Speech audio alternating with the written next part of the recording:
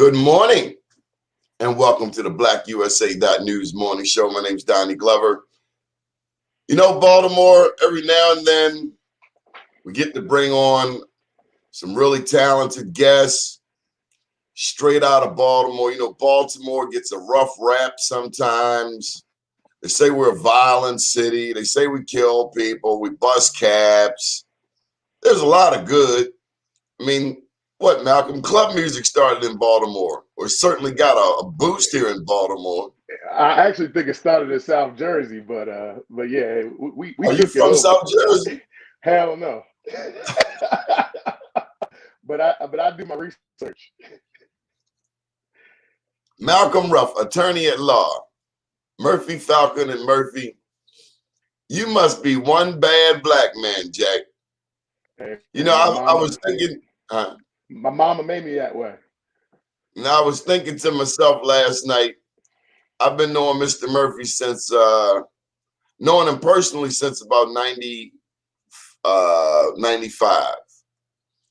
But I remember him actually, the first time I think I saw him in person, I was about 15. I was attending Poly, and I had seen him on Square Off and the family, Madeline Murphy. But he came up to Poly to visit his daughter in the cafeteria. And he sat down on a cafeteria bench like the students and had lunch with his daughter. That was my first encounter, first time seeing him in person. And I can tell you many moons later, he's the same person. Yeah, absolutely. He's a real one. He's one of the realest ones I ever met. I joined our firm back in January of 2018, and about 2 weeks in, I had a carryover case from my previous firm, so I had been practicing a lot of criminal defense at that time. I had a possession with intent to distribute case out in Montgomery County, and I really hadn't had a chance to kind of vibe with Billy yet. You know, he's busy as hell. And we tell this story all the time now at this point because we've created such a bond and a mentor-mentee bond that has grown me, exponentially. But anyway, so I'm preparing for this trial I had the very next day. It was going to be a jury trial, contested, and I was going to be working all night. And it was probably about 9 o'clock at night. And Billy happened to walk by my office for the first time of me being at the firm. And he walked all the way past and then realized as he passed that I was, clearly deep in some serious trial preparation. And he's a trial junkie. I mean, he just can't get enough. The man is 78 years old. He's still ready to go to trial on a moment's notice. So he saw me and the wheels percolated. He jumped back into my office, asked me what I was doing. And I told him exactly what I was doing. The first thing he said was, well, give me your opening argument. And I said, oh, shit. But I gave it to him. He said, You that's did know it okay. was coming. Oh, I knew it was coming, but I just didn't think he was actually going to put me on the spot right then and there. But he did. I gave Well, you know he's a Taurus, right? Wink, wink. right. He's And going I'm on the straight for the cusp. jugular. Indeed. So I gave it to him. He said, that's okay. But here's what I would do. And the next 5 hours, we revamped my entire trial preparation strategy. I walked into that courtroom the next day by myself with his strategy and tried that case. And it was a not guilty in about an hour and a half of deliberation. So since that moment, we have really developed a bond, a working relationship, but also a relationship that we have, connected on so many levels, spiritually, intellectually, socially, musically. I'm a jazz lover. My father is a sax player for 35, 40 years, played for Roy Ayers. And as you know, Billy is a consummate jazz musician, bebop artist, and somebody who's just like You can't just do that like that. What's your favorite Roy Ayers song? Oh man, my favorite Roy Ayers song. It's the one with Erykah Badu. Good Lord, why am I missing that? I like Ubiquity too, though. Just the whole thing. Whole album. Yeah, the whole thing, Poo man. Poo You La know, La. which one? Poo Poo La La. Poo Poo La La. I haven't listened to that one like that. Shame on you. I'm ashamed, but it's okay because After Uncle this Roy. show, I'm gonna go yeah, listen to it. gotta check them out. Uncle Roy was supposed to play at my wedding, and unfortunately, he had a diabetic episode that day before my wedding, and unfortunately, could not come and play. But I did get a chance to see him and Erica Badu live in Atlanta one time in a small private concert, 300 people. It was unbelievable, man, unbelievable. So, So, Matt, what go part ahead. of town you from? I was about to wear my OS shirt. I figured that would just be a little too casual, but What shirt? my shirt said Over West, so you Over already West. know. I'm from Park Heights, and Keyworth Avenue, born and raised. I hear a lot of people say they from Park Heights, but they ain't never heard of Palmer Court. I told you when we first talked, my mother wouldn't let me go there. That's the only reason why I made it out. Y'all had a yellow bowl too, didn't y'all? Absolutely, right up there on the strip, just below Belvedere. Now I'm getting ready to really test your age. Do you know the Mr. Ray commercial? So I was born in '84. So I probably don't remember any commercials that aired before 1991. If your hair is short and nappy, Mr. Ray will make you happy. Uh-oh. Y'all have No, Mr. Ray's up there. that predates me. But look, I love the culture of Park Heights, man. I mean, and we got to bring it back. There's so much history, so much richness in the people of my neighborhood, and the only thing that people ever heard was that we had the highest concentration of heroin addicts in the world. But that is such I would disagree with that, but I I gotta ask. disagree with it too. And you know, statistics can be juked to reflect whatever people want them Yeah. to show. So I Well, get that. I did want to ask you, since you know the Park Heights area, I have noticed, and maybe this is an opportunity for this new mayoral administration, but in previous years, no fault to this mayor who proudly claims Park Heights, right? When the Preakness goes down, and this is just my humble observation, there are Caribbean eateries surrounding the racetrack on Rogers Avenue, on Ricestown Road, Caribbean eateries that operate throughout the year. They are the anchors. Blue Caribbean, Tasty, Trudy's, Royal. My favorite is Max's. Max's a move. These over on Greenmount. But when the Preakness comes, these businesses are marginalized. I'm seeing tens of thousands of people come through that block of Park Heights in between Belvedere and what's that? On the top side, where the police station is. Greenspring. Oh, yeah, Greenspring. So Greenspring. okay, so those restaurants, like you can't park in front of them, and I get it about the parking, but how come after all of these years, the black businesses, which hold that community down throughout the year, are marginalized on the day of Preakness? When thousands of people are going by, I have never, ever understood that. Another point, there was a meeting. This was when the guy running BDC was Bill Cole. I went to a meeting up in that very area. It was more on the Mount Washington side. It was maybe 60, 70 white people in this one house. A Sunday morning, 10 a.m., Bill Cole was there. He was running BDC at the time. And I was told by some community activists that they would be discussing the future of Park Heights. and Pimlico. When they found out that a journalist was in the house, Bill Kroll said, quote unquote, "We are not discussing the future of Pimlico." This is about a year and a half ago. And Rhonda Wimbish, you know, the little short lady. Okay. Michael Haney, those are maybe the other two blacks in the room besides myself, and about 60 to 70 white folks. Why do people think they can talk about an area where black people live and then exclude black people? Because I hear a lot of times, and I know I'm just going all the way down the wrong road. A lot of times we call the Republicans racist because of, you know, the Trumpsters climbing the Capitol wall, Mississippi burning, lynching, blah, blah, blah.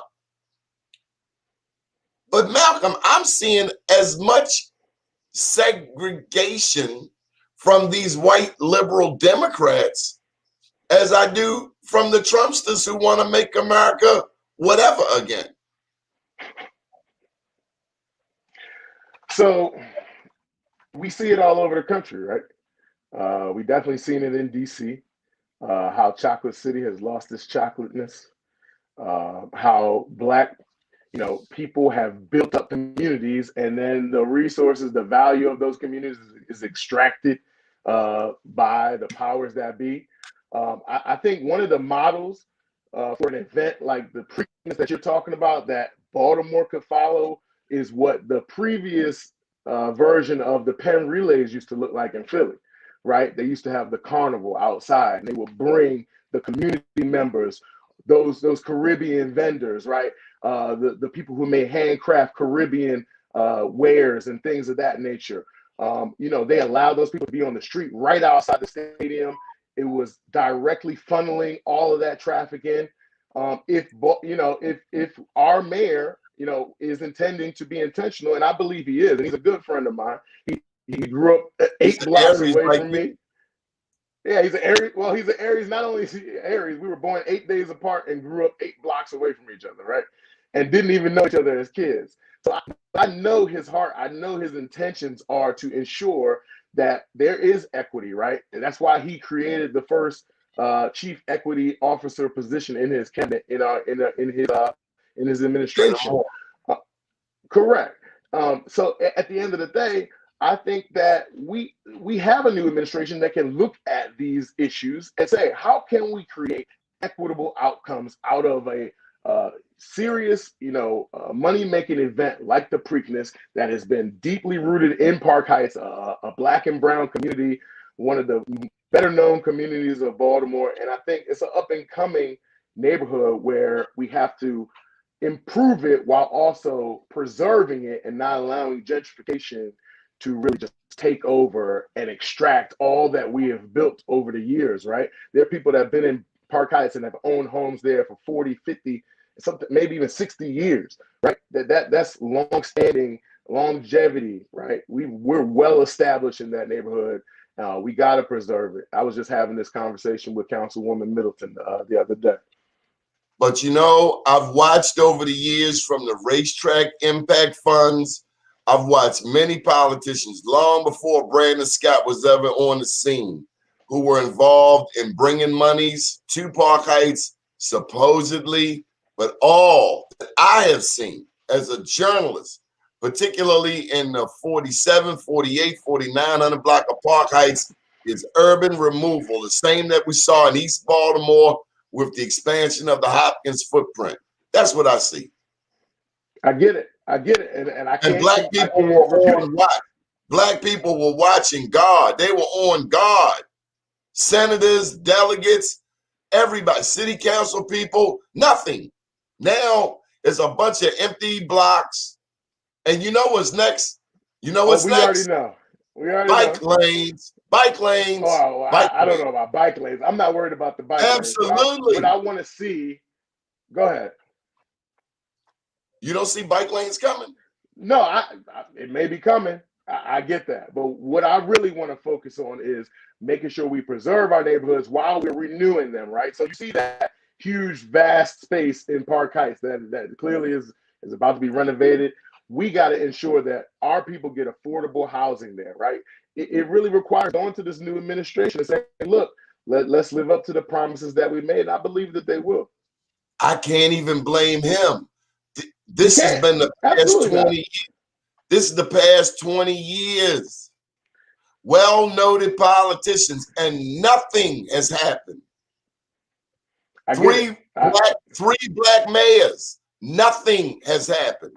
Well, Nothing. we gotta look at our track record, and you know, talk to the people that are in that hood. You know, talk to Willie Flowers about the They efforts all that he's been gone. making. They're Man, gone. Willie Flowers is right there in the Park Heights community. Willie lives in Columbia. It ain't like Willie got that much skin in the What does that got to do with anything? If you're in the community every day, working hard, Kim ain't moving. the community. Kim ain't moving to Park Heights. I can bet you all the money in the world.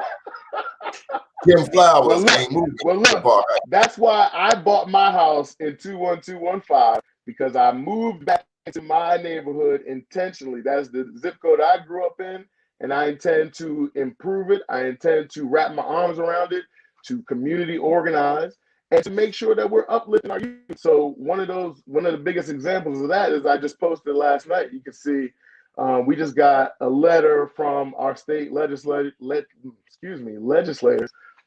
namely our state senator, Jill P. Carter, who is my homie, my dear friend. I owe her so much for the effort that she's doing for the 41st district.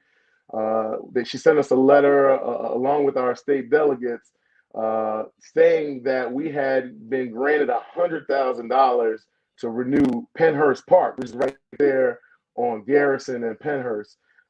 If you know, Garrison has had many struggles with, just issues up and down the block. Drugs, prostitution. Correct. So this is going to go a long way towards the health of this community. And, you can look me up.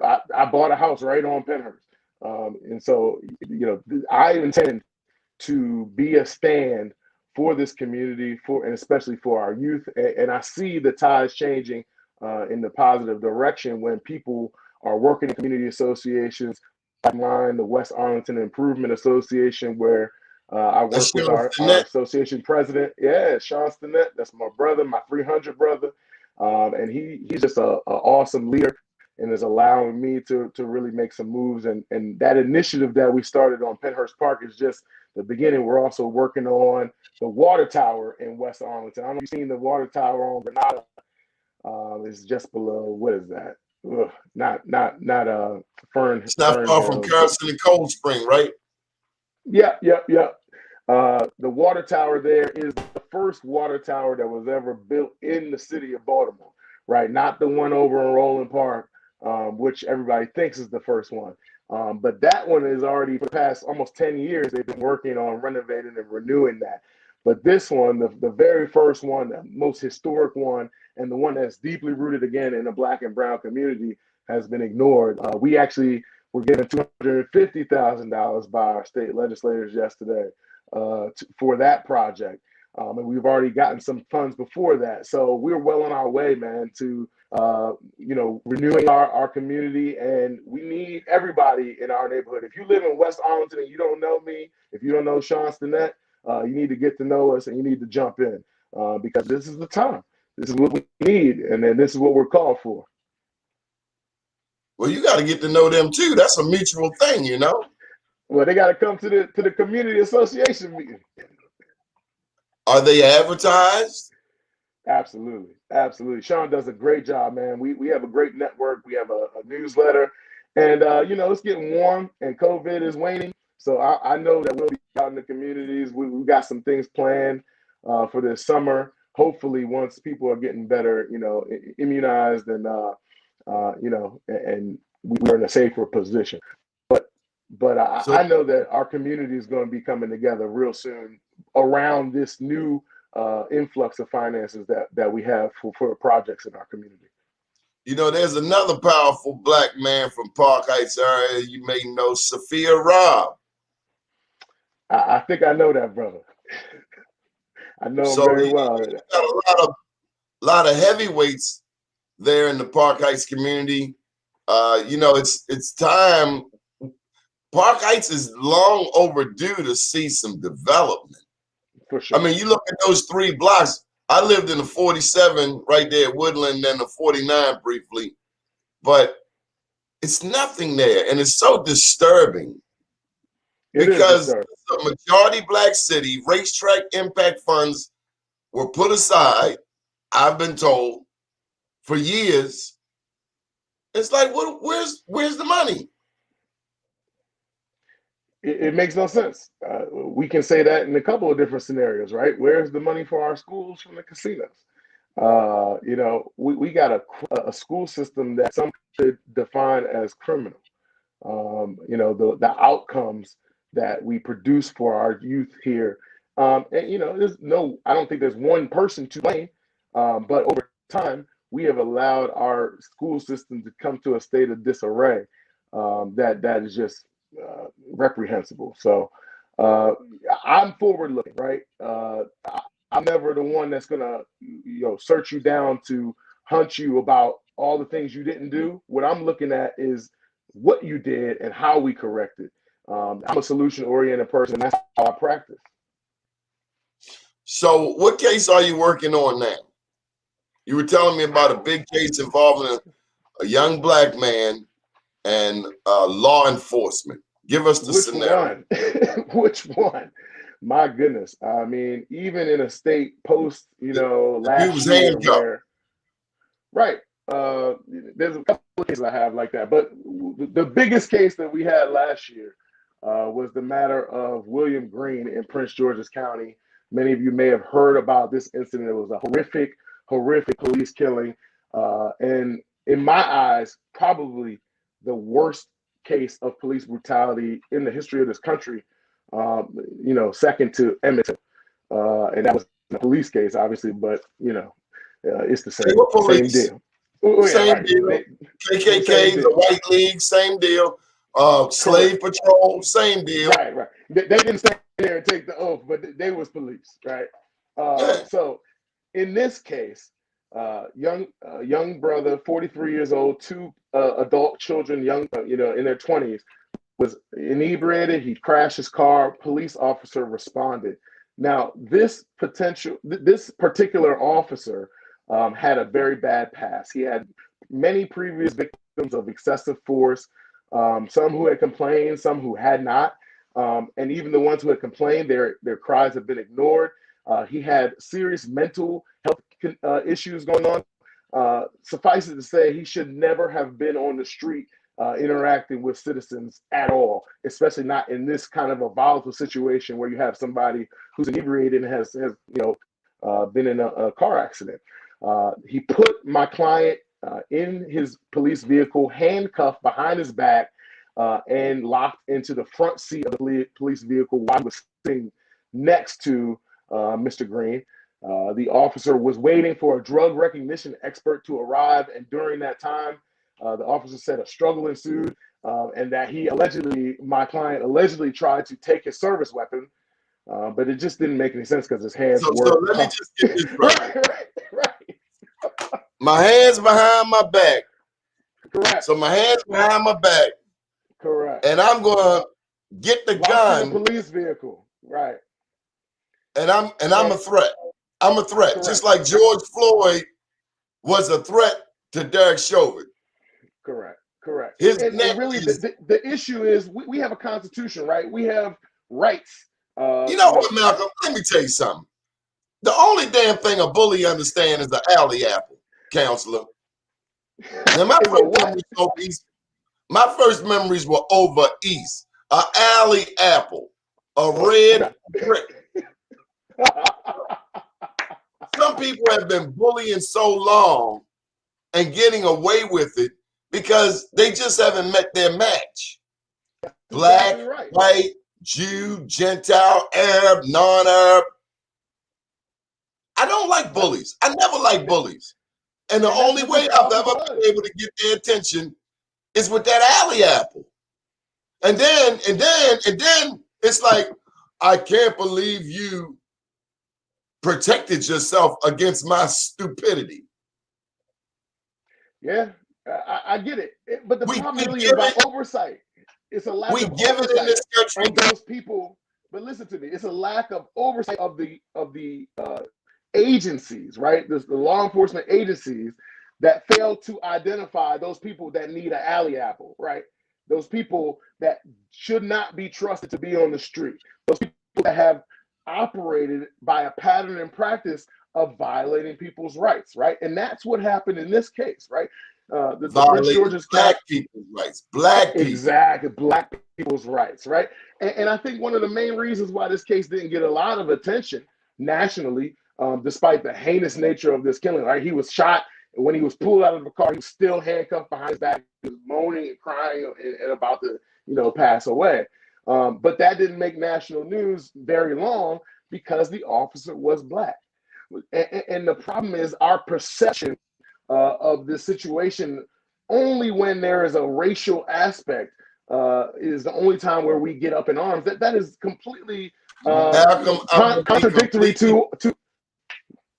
I'm gonna be completely transparent with you. My first negative experience with a cop was not a white cop. The white cop was actually saying, "Let him go." It was a black cop on the corner of Warwick and Baker, and the black cop said, "No, teach him a lesson."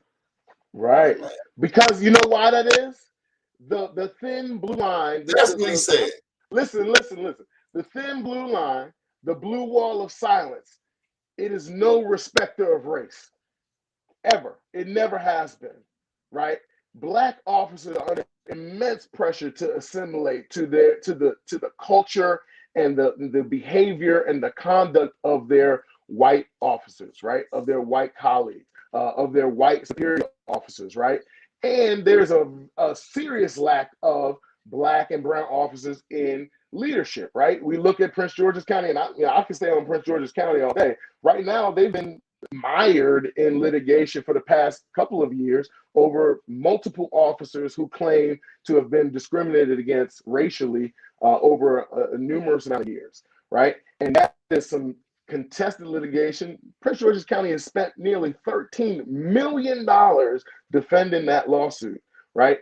And there's a report that came out of that lawsuit. Yeah, I would encourage you to read it because Prince George's County really is the next major ground where police brutality needs to be called out, and there will be legal action happening in Prince George's County, in the short future because of the things that are in that report, the things that the expert from Los Angeles had identified about Prince George's County, namely that of all the uses of force that they committed between 2016 and 2019, which was about 6,800 uses of force. Now, I'm not talking about brutality. I'm talking about just a use of police force, any use, right?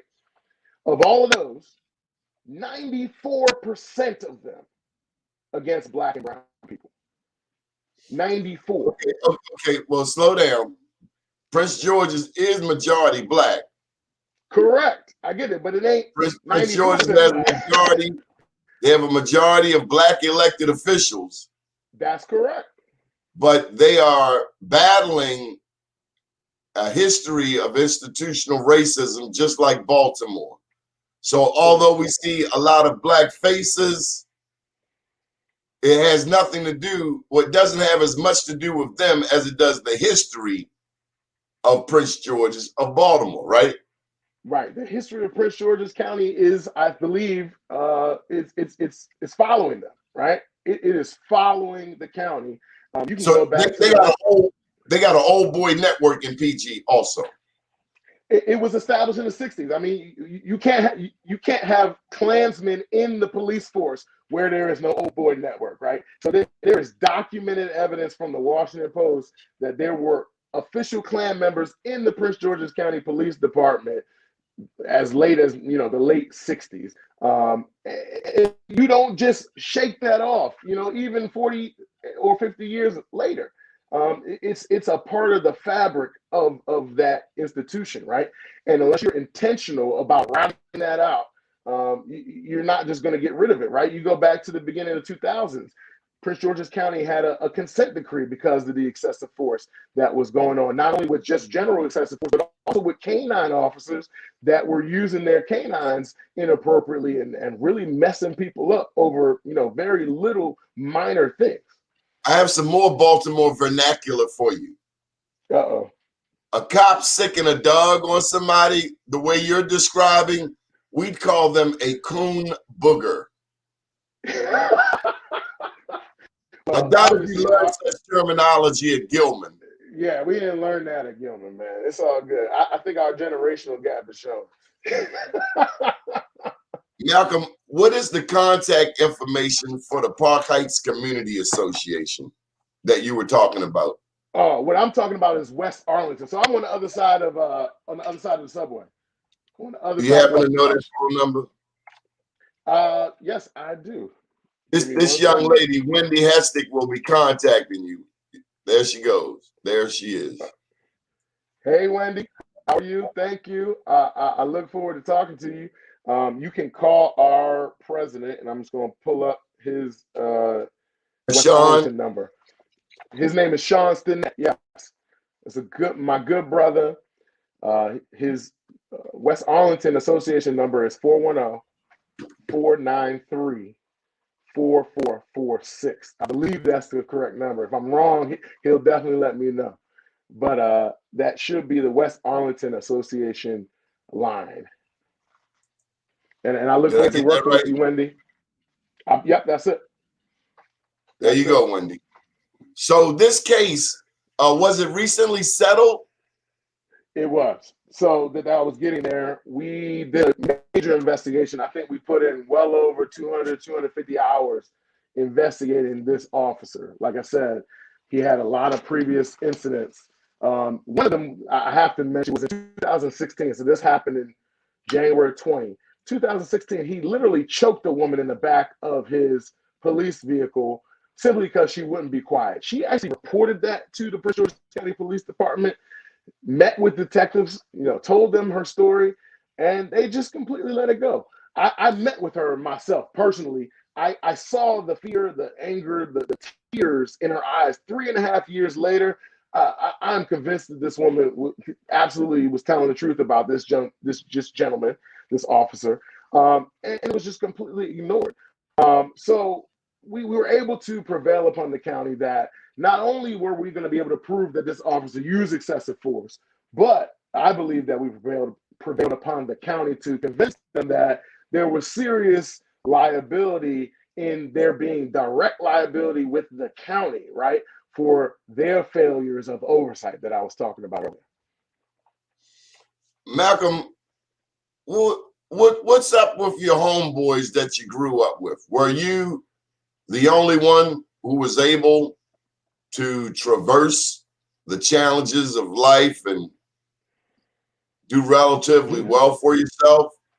No, not at all. But I do have to mention one thing. I meant to mention that at the time we settled that case, we settled it for $20 million.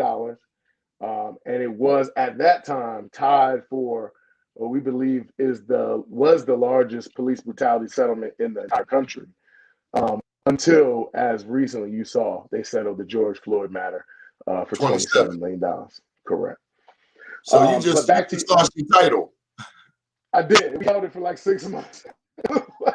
But, it's not a title that we should be really looking to grasp, right? We got to take what we can get. It's amazing that we are able to stand in this place and stand up for people. But I would much rather police officers and agencies follow the things that all the advocates are telling us that we need in order for accountability and for police to really have a community mindset. Malcolm, tomorrow, go ahead. No, I was going to go back to your question, but go ahead. The cats you grew up with, how are they doing? Oh, man. My guys are doing great, man. I grew up with a core group of young men who went to Gilman with me.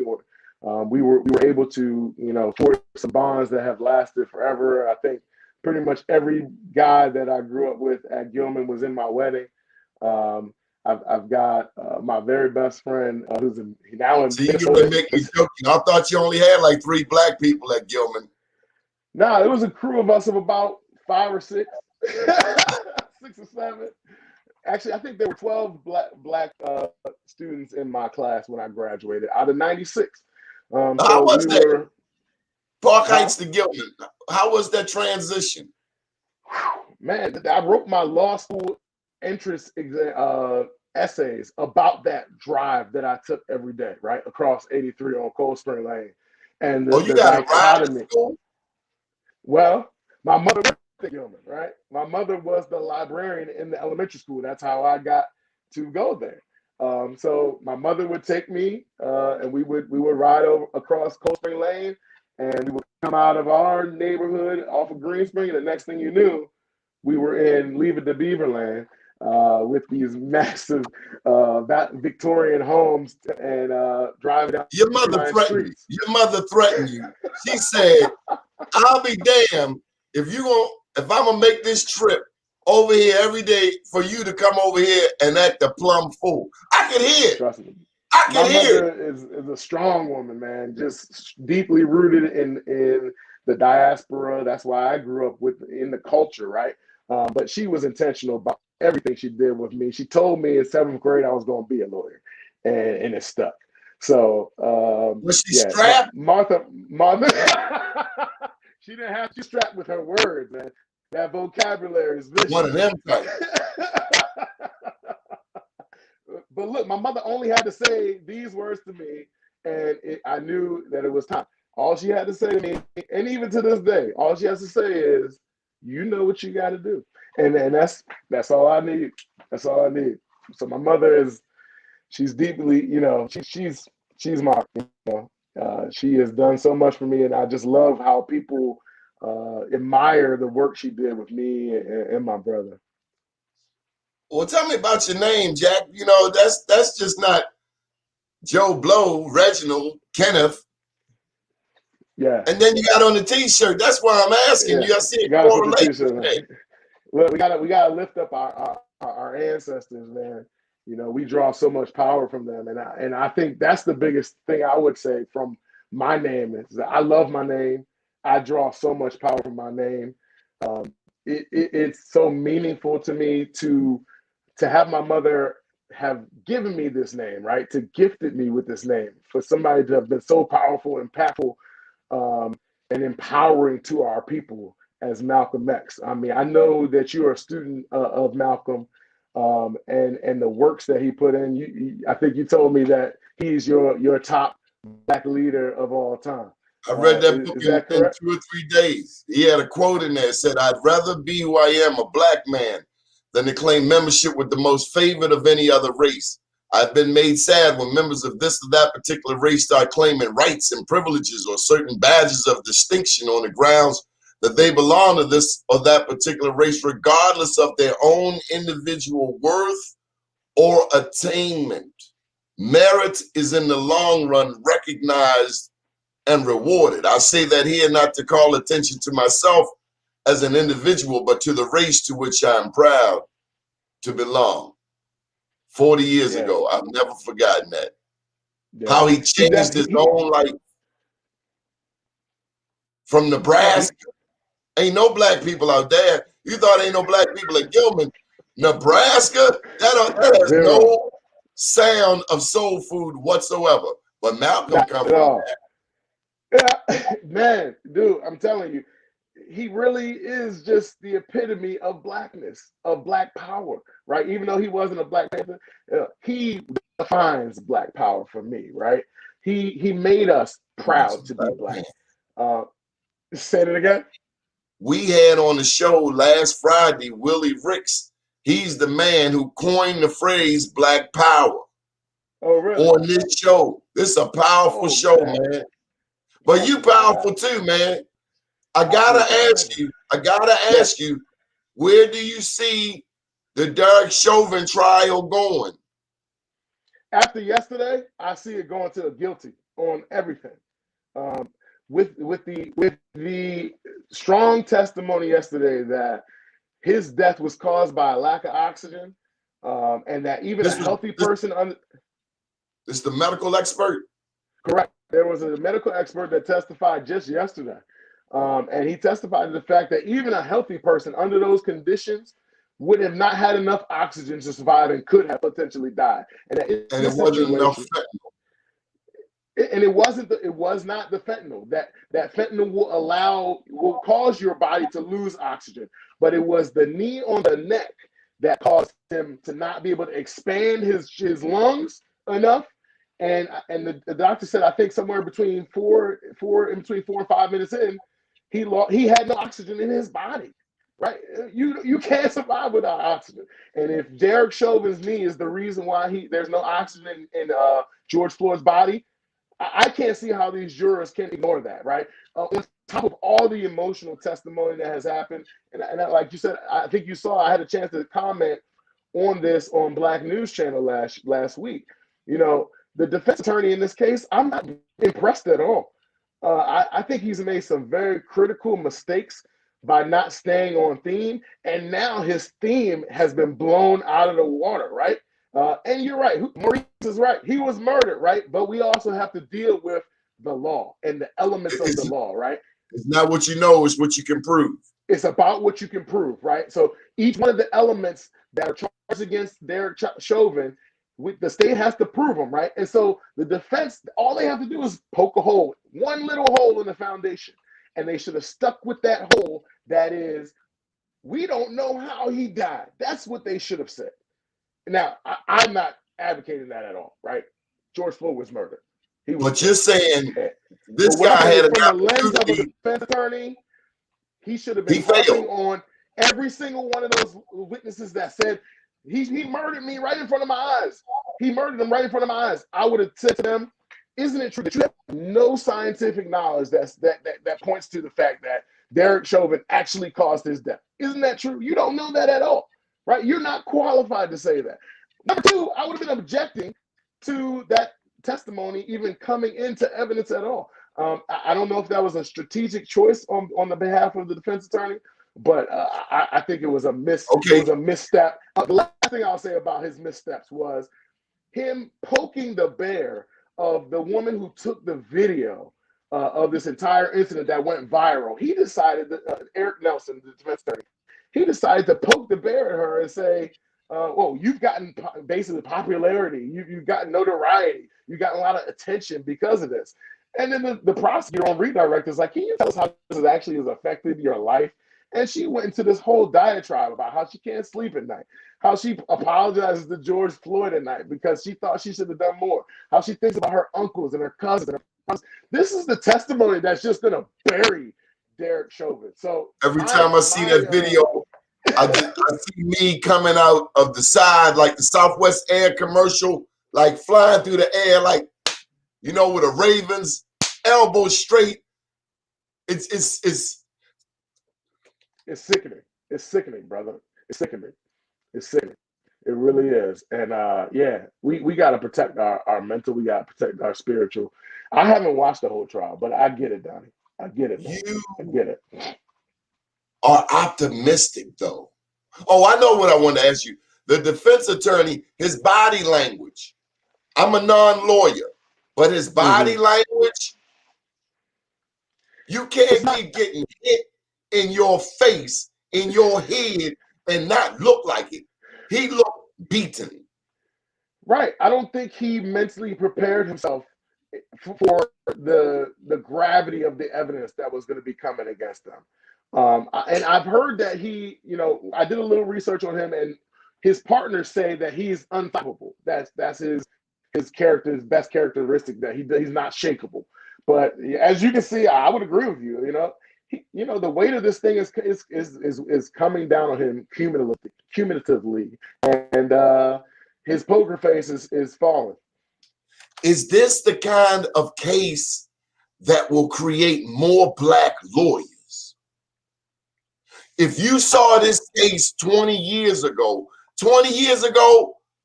we didn't have this kind of optimism when it came to putting white cops, racist cops, abusive cops on trial with the expectation of convicting them. I'm seeing a shift, maybe 1 degree, maybe half a degree, but 20 years ago, Freddie Gray 5 years ago. You know they're gonna walk. You know they're gonna walk.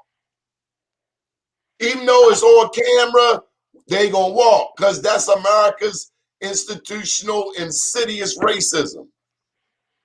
But Are is we it going going to create more lawyers, more black lawyers? I think all of these issues are creating more black lawyers, right? The past year is going to produce a boost of justice fighters that are going to be developing right underneath of us right now. I don't think that it's going to produce as much as maybe say like the OJ trial did. Like I think the OJ trial really kind of percolated black people to want to get out there and be Johnny Cochran, right? And get out there and stand up for the people.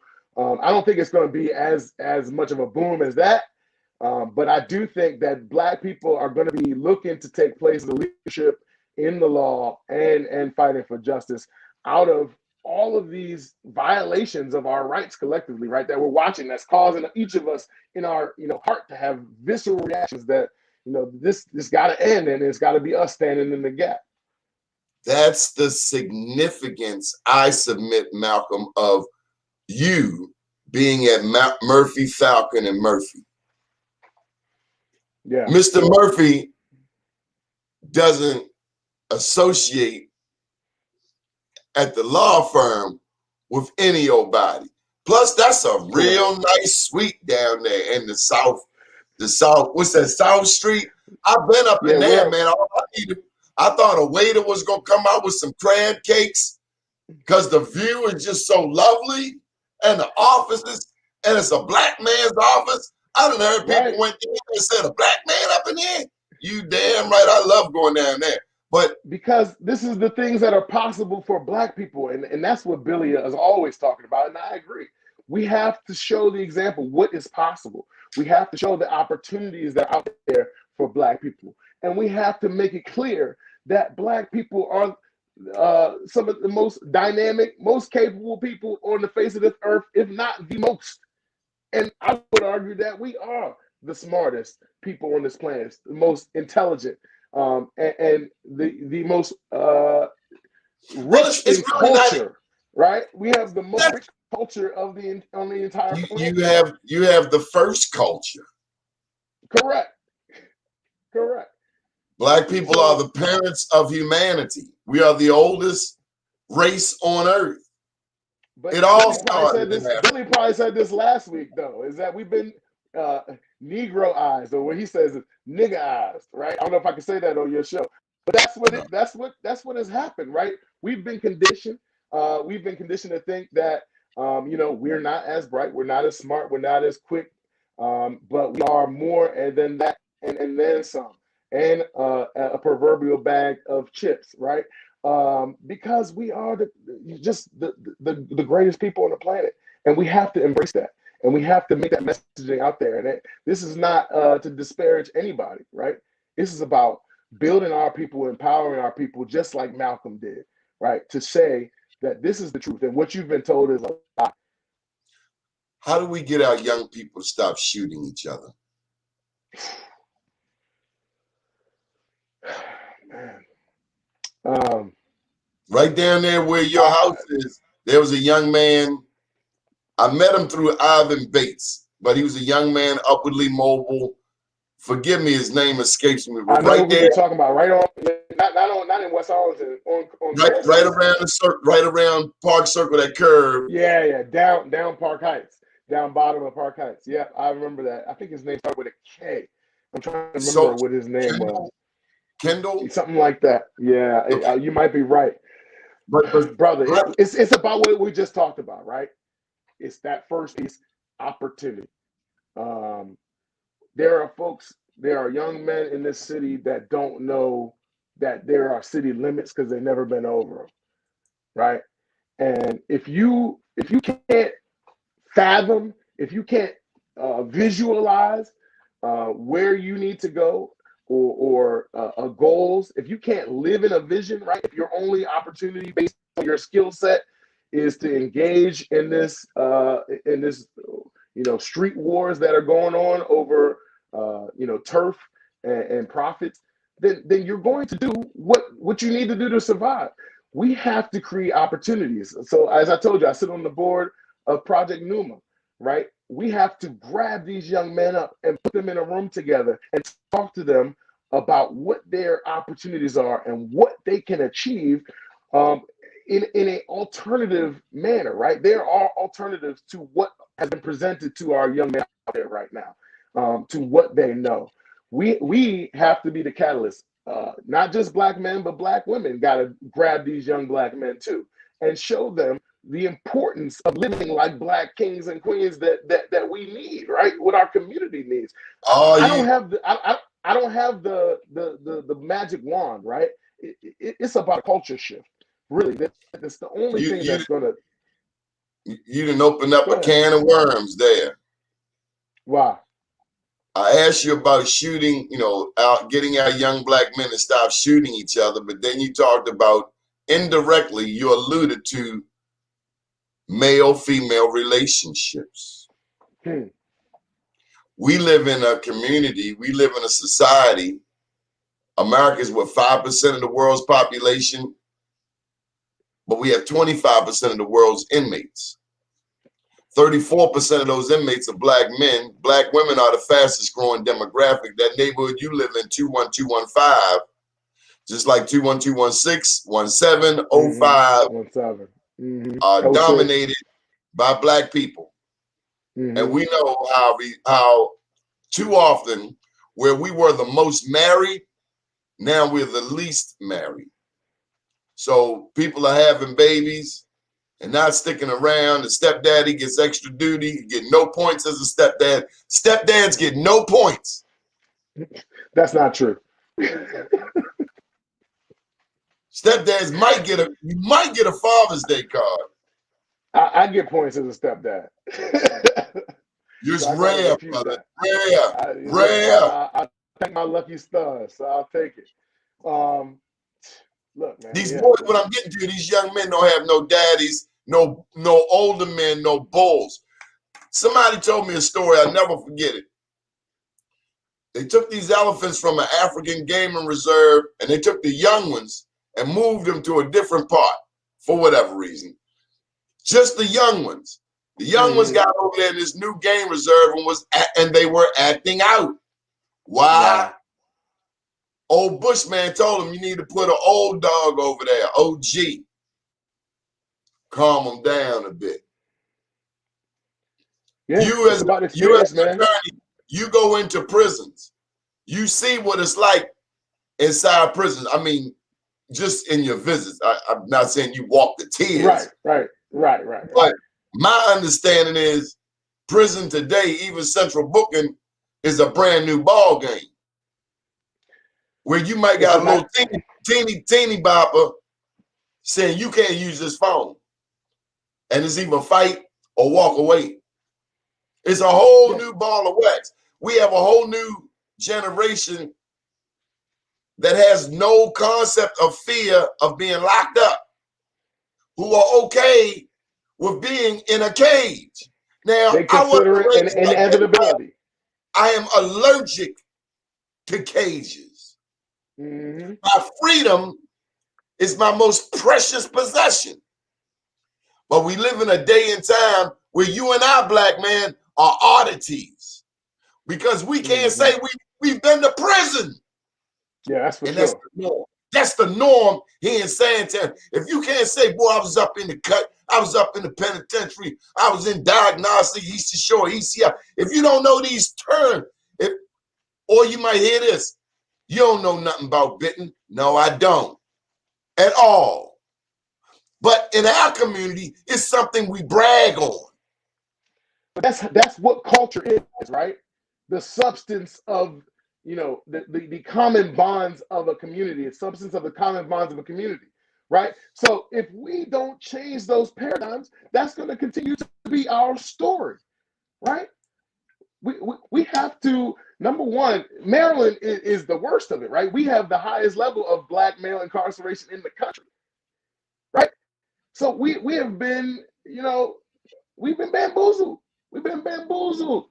They've Well, been extracting the value of the black men out of our communities, and then reinserting them into the communities, completely reconditioned. Is what we were talking about just now, right? We have to get into a liberation mindset, a culture of liberation, where liberation is a priority, is an ideal, is something that is highly valued, right?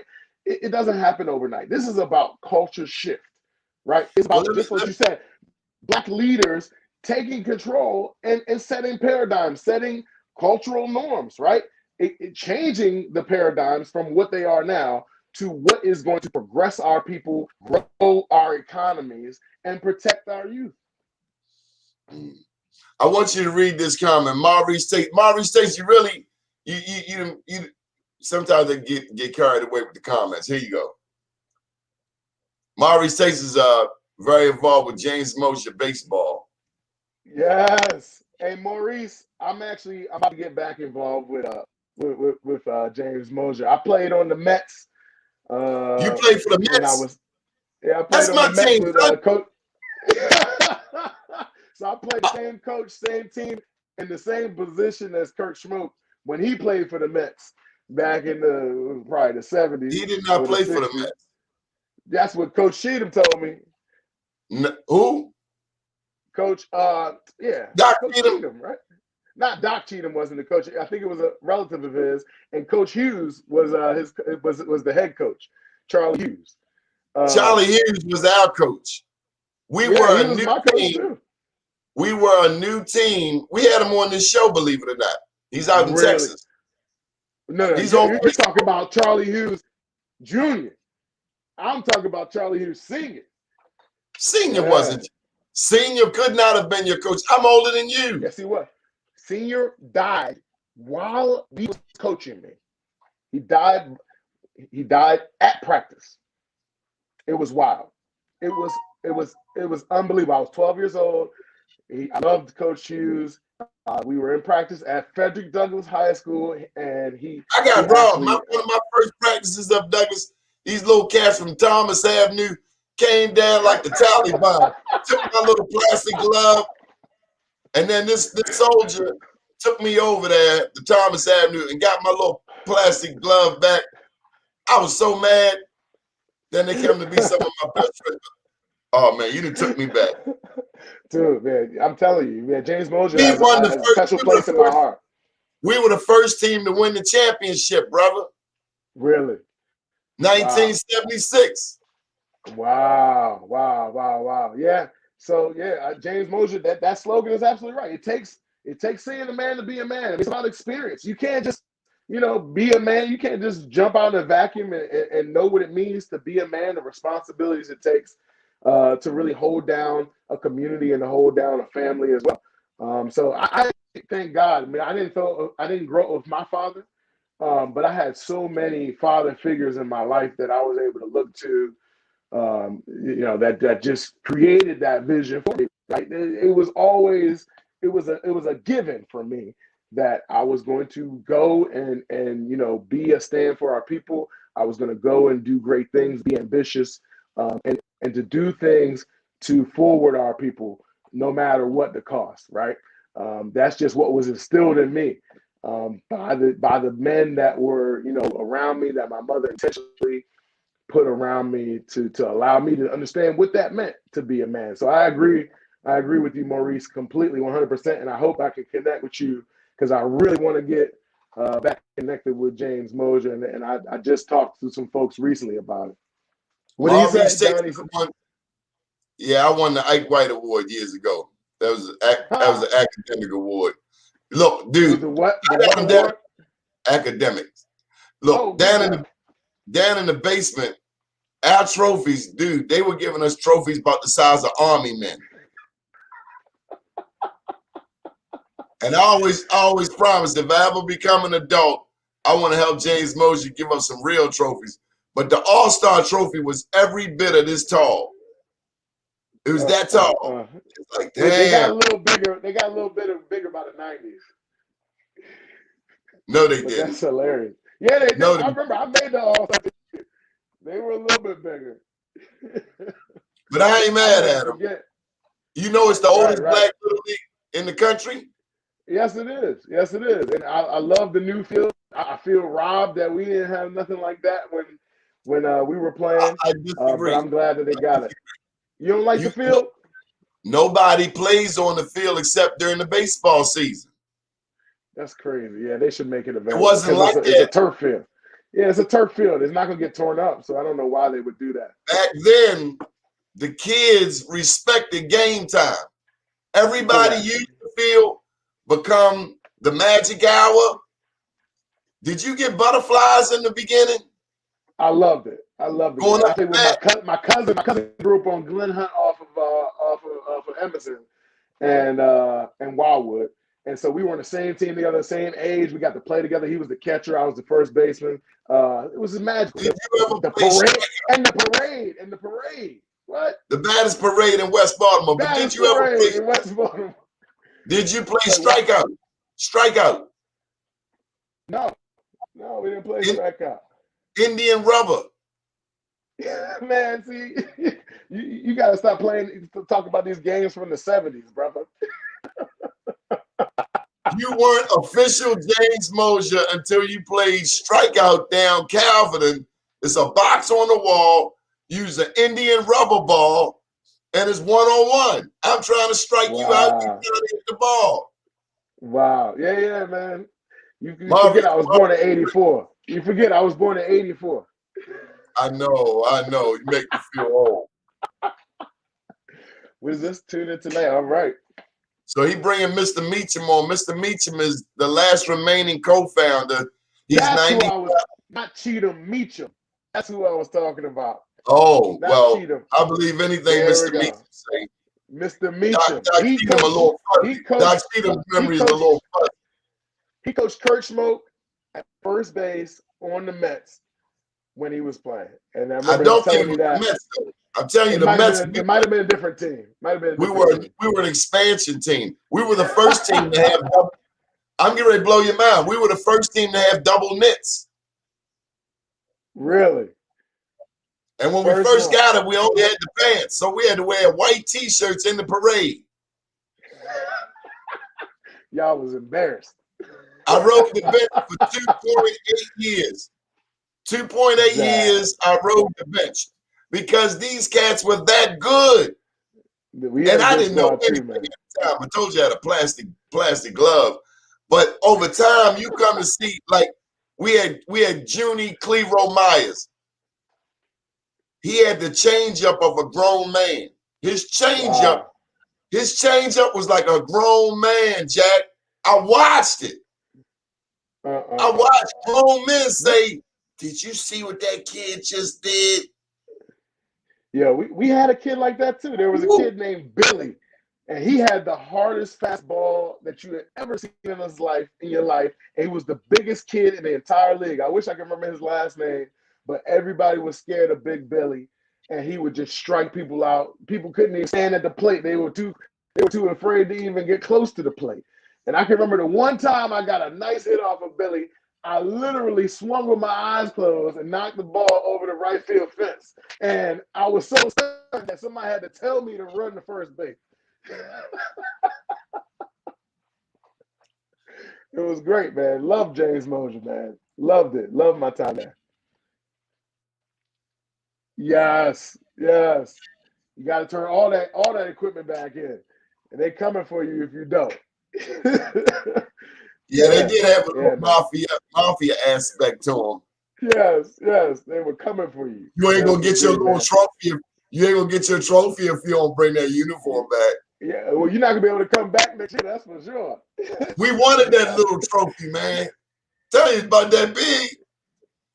Malcolm. Look, man, I spent a lot of great times down there, man. Aruna Avenue is where my grandmother and grandpa used to live, man, right around the corner. My grandma lived on Harlem. Our church is Emerson and Warwick, Perkins Square. Wow, yeah, my grandmother went to Union Memorial right there. Hey, you had to be able to fight if you went down there. Trust and believe. Somebody was going to try you down that neck of the woods, correct? The only time I ever got tried was up in EV, at the end of Wildwood Parkway, that little park off Leakin. You too close to Poplar Grove. you a blink from Poplar Grove. You got the, and then Calvin, dude. I remember in the middle of games, this guy named Buddy. It's like he was always getting beat up, but they would put bats on this cat.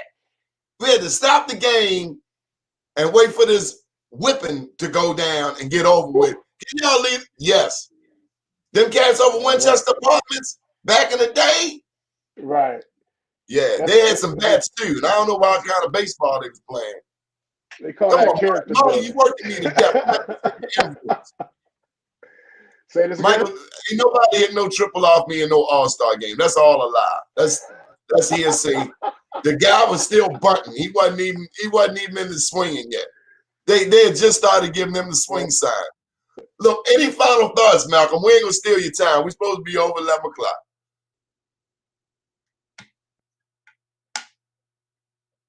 You muted yourself. You still there? Sorry about that.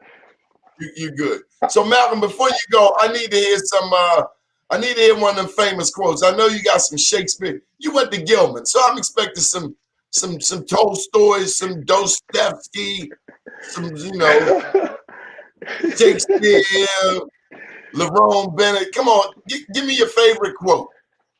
My favorite quote is from my God. I live by this, and when I live by it, I mean that it allows me to stay grounded in my vision and in my purpose. And it's really a very short quote.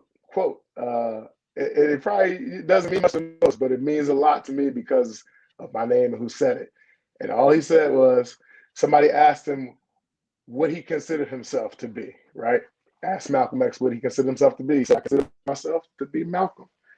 And I am who I am. I embody all that my ancestors and my mother and my family and my people have commissioned me to be, have poured into me to be.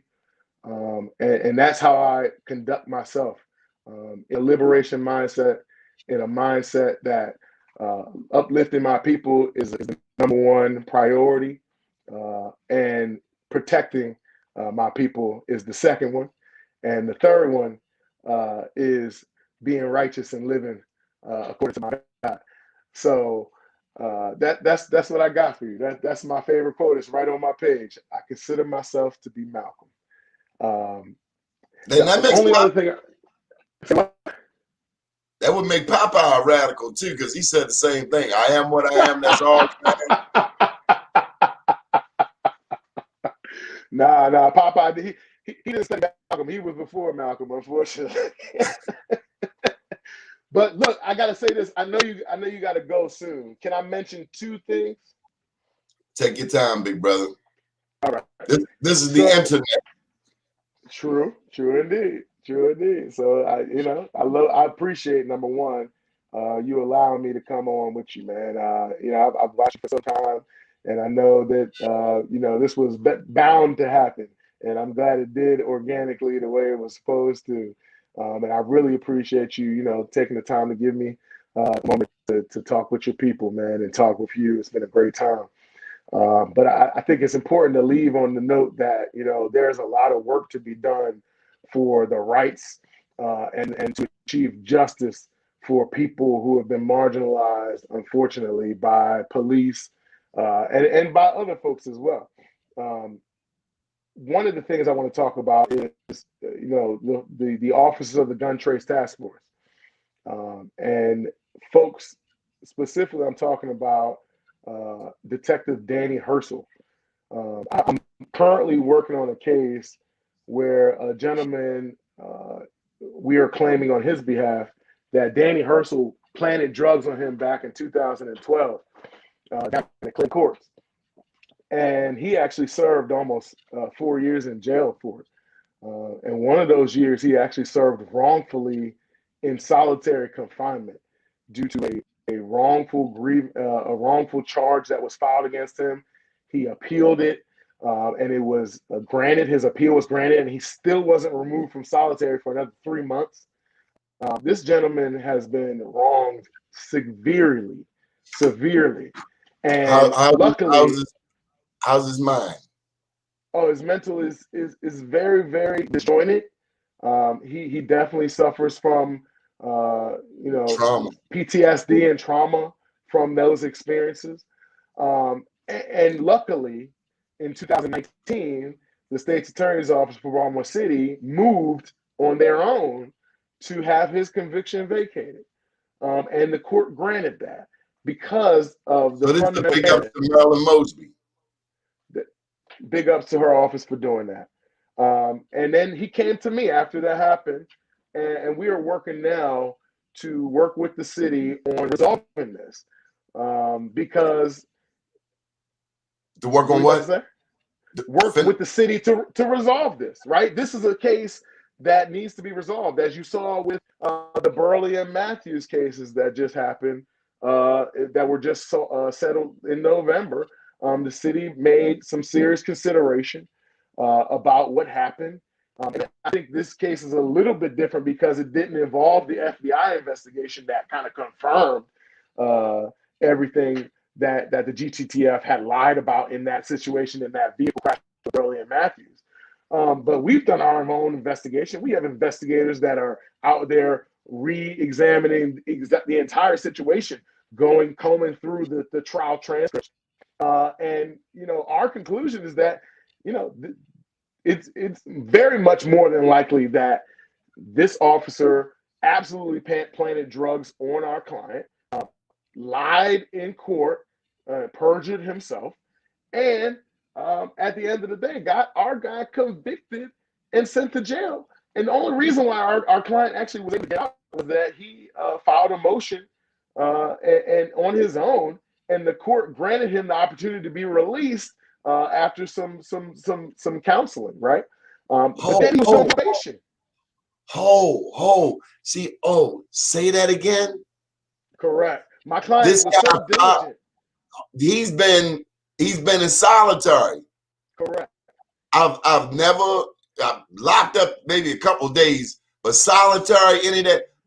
I'm just envisioning from what I've seen in movies, you in a dark hole with a little bit of daylight, and so you eventually want to die. Correct. Or you don't even know who you are anymore. But instead of that, he went the complete opposite direction. He said, I want to live. Right? I'm in the worst, I'm at the bottom of where I ever could be. And instead, I want to live. So he took the diligence to file motions on his own behalf to get himself released early. Right? He was supposed to serve 15 years in jail.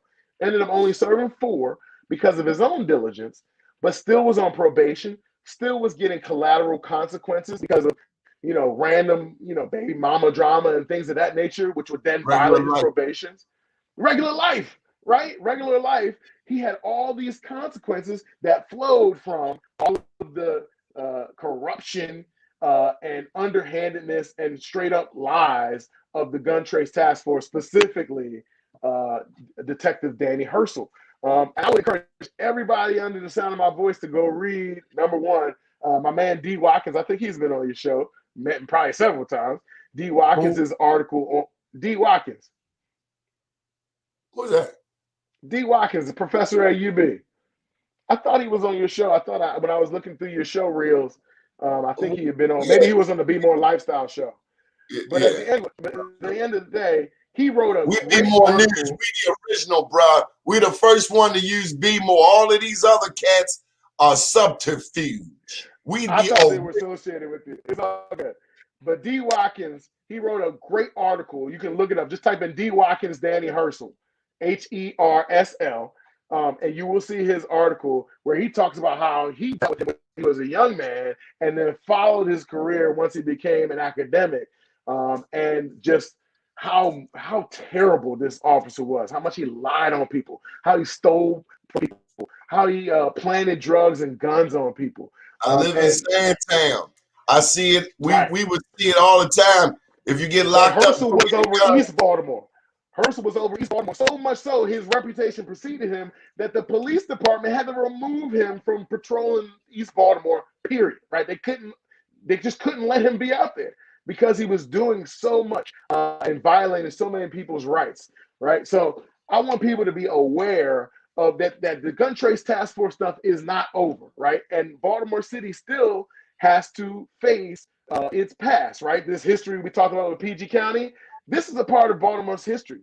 Just like the prosecutor, I think Anna Montaigne, she said as soon as she came back from court the day that the GTTF officers were arrested, she said this is going to haunt Baltimore City and specifically the criminal justice system in Baltimore City for years and years and decades to come. And it's true. You can't just divorce yourself from this. So Baltimore City will have to address this. But Baltimore and City, aware of it.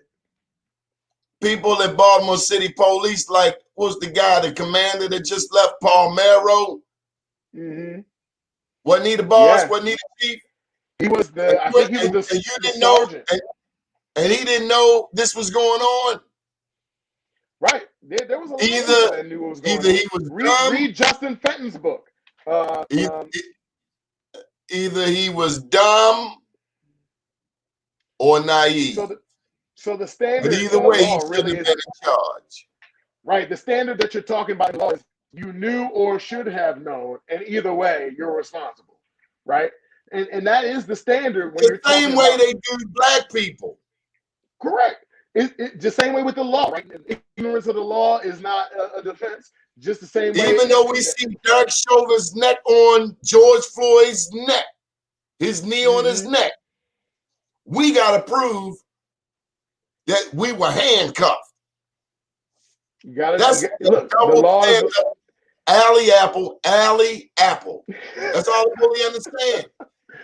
That's all they understand. But we gotta form our alley apples in the form of complaints in federal district court, right? Because that is what speaks to police agencies, unfortunately, and government entities, right? For instance, our firm, we always come to the aid of our trusted voices. So right now, I'm in the middle of litigation on behalf of Delegate Gabriel Acevedo. And I don't know if you remember that story that came out, but the FOP, excuse me? No, Montgomery County. Yeah, he's in the 39th district. And if you've been watching the police accountability reform efforts, he has been one of the biggest proponents. He actually was the one who established Anton's Law, which is now the MPIA reform law, which is going to allow you and me and any other citizen of Maryland to, by Public Information Act request, get misconduct records, allegations of misconduct records against any police officer in the state, right? That's real transparency. And that's what Gabe has been working on, right? So as soon as he started advocating for that, the FOP started coming after him. The FOP came to his job and had his boss sit him down and say, what are you doing? Because and just for nuance, Gabe worked for a union in Montgomery County. And that union had about 1% of the union was law enforcement officials in Montgomery County for the sheriff's department. And at the end of the day, those people created a petition, just that 1% of the entire union, right, which was mostly made of black and brown government workers in Montgomery County. They sent a petition basically saying, you need to cease and desist to Gabe Acevedo because you are infringing on our rights as union workers, as law enforcement officials, because he was going after the Law Enforcement Officers Bill of Rights and the MPIA law, right? So they called out the FOP. By virtue, they called out the FOP down there. The FOP is the one that activated them. The FOP then sent a letter to his boss saying, we want to meet this guy because this is infringing on our rights. Oh, they were infringing. Correct. They sat down in a meeting with his boss, the FOP, and literally said to him, what are you trying to do? And he said, this is exactly what I'm trying to do. I'm trying to create transparency because officers are killing black people and we don't know what's going on or what's within the sausage maker, right? How the sausage is being made. So number one, we need to get rid of all these protections that keep the transparency away. And then number two, we need to create more transparency. So allow the records to be available. And he said, and y'all are not going to convince me not to pursue this. And this is inappropriate. And they fired him on the spot. So when I heard that, and when Mr. Murphy heard that, we said, we will represent you immediately. And so about, what's today? A little over Night. a month ago, actually exactly 1 month ago, after trying to get this union to do the right thing, and to arbitrate this disagreement, this wrongful termination that we are alleging occurred, I had to file a federal lawsuit in the Southern District of the United States District Court for Maryland That's against the this union. Fourth Circuit Court. No, it's the Fourth Circuit, but it's the district court. It's the district court is underneath the Fourth Circuit. So there's district courts in Virginia and North Carolina and West Virginia. They're all This under would the be Fourth Circuit. this would just be the Greenbelt, Baltimore Court, Greenbelt, Southern Division. Greenbelt. Correct. So we And filed. the fourth is very conservative, typically. It is one of the more conservative jurisdictions. You got North Carolina, you got Virginia, you got West Virginia, all in our circuit. Okay. So we filed that lawsuit. And unfortunately, that was the only thing that would speak to these folks. And now we may be on our way to getting this case arbitrated in a proper way so that Delegate Acevedo can actually, have a fair process in this whole thing. So Acevedo is now an elected official? He's been elected since 18.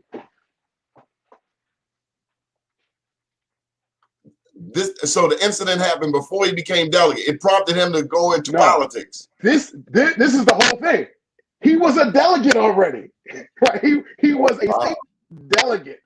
And they went to him as a state delegate and said, why are you taking a position like this on police accountability? Yes, he was a sworn Maryland state legislator. As they say on the streets, he about to get paid. Nah, it's not about the money. This is about the process and the fairness, right? And we'll see what happens, right? I can't tell you what's going to happen, but I can tell you that now I feel like this case is a position where there's more fairness, but it took the ultimate leverage, right? The federal lawsuit. Right? A federal district court complaint, right, against this union in order to get them to come correct. And that's exactly what it, how it plays out in police brutality as well. Now, this is Montgomery County. Mm-hmm. I think that's the largest Democratic jurisdiction in the state of Maryland, out of which significant politicians come, including Martin O'Malley, in order to win the most affluent. In order to win the state of Maryland, you got to win Baltimore, Greater Baltimore, PG, Moco, and PG. Moco is white. It's more white, yeah. I done been down there on a Saturday morning, and I did not feel. I was at the Trader Joe's, and they let me know that I was not white. I'm clear on Moco, but this is the same Moco. I didn't feel welcome. It was like Ocean City back in the day. Montgomery County, I believe, is majority white, but yes, there's a strong black and brown community down there. Strong. Them Latinos I saw organized. They organized about 1 million people in 2 hours. And you're about to see a lot more activism down in Moco right now because there was a police shooting in Tacoma Park just 2 days ago, which I'm keeping my eye on right now. It was a police shooting. He shot 2 people and killed them as they were trying to get away from him. And he wasn't even on duty, and he wasn't even a Montgomery County police officer. He was a officer from the Pentagon, the Pentagon Protection Force. He was off duty. He saw these people allegedly trying to break into a car. He approached them. They tried to get away. He shot them and killed them as they were in the car trying to get away. So that's going to be the next major piece of news as far as police brutality is concerned. That literally just happened, but it's going to be on national news, I'm pretty sure. Malcolm Ruff, thank you for joining us. Any final thoughts before we go? Look, Black people, let's be great. We are great. We come from kings and queens. And each of you, just like Billy Murphy always says, has a genius brain. I know I have a genius brain, and I still haven't tapped into every part of my brain. But I know that what we can do when we tap into that is going to be extraordinary, tremendous. And we can make so much progress for our people if we simply just forget all of the lies that we've been told and know that we as a people are some of the greatest people on the planet. And please join me in our efforts, especially here in Northwest Baltimore, to revitalize, renew, uplift our community.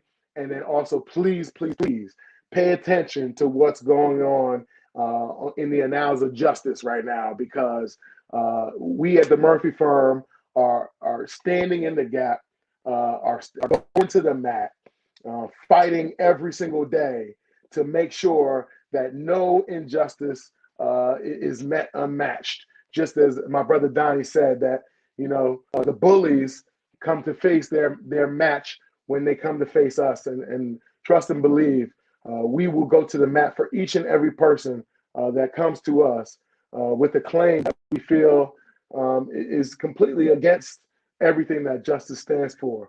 And we know that the people of Baltimore deserve that, the people of Maryland deserve that, the people of this country deserve that, and we are here for that. That's what we're here for, and we will definitely continue to do that as long as I got breath in my body. Trust and believe me, brother Donnie. So when you running for mayor?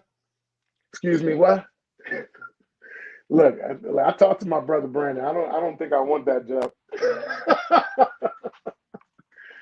Smart people tend to stay away from that. Yeah, I don't see myself doing that. I see myself being the support in the community that allows people like Brandon to do their jobs even better. So that's where you're going to see me building the community. Good deal. We appreciate you. Special thank you to Terrence Dixon for making the connection over at Terra Cafe. Malcolm Ruff, we appreciate you. We are proud of you. You represent us well. Thank you, brother. Thank you, Terrence. I love you, Terrence. That's my man. Yes, sir. We will be back at 7 p.m. tonight for The Caring Nurse and 10 o'clock tomorrow for the next 4 Saturdays. We will be hosting Contractors College right here on BlackUSA.News. Have a powerful day, everyone.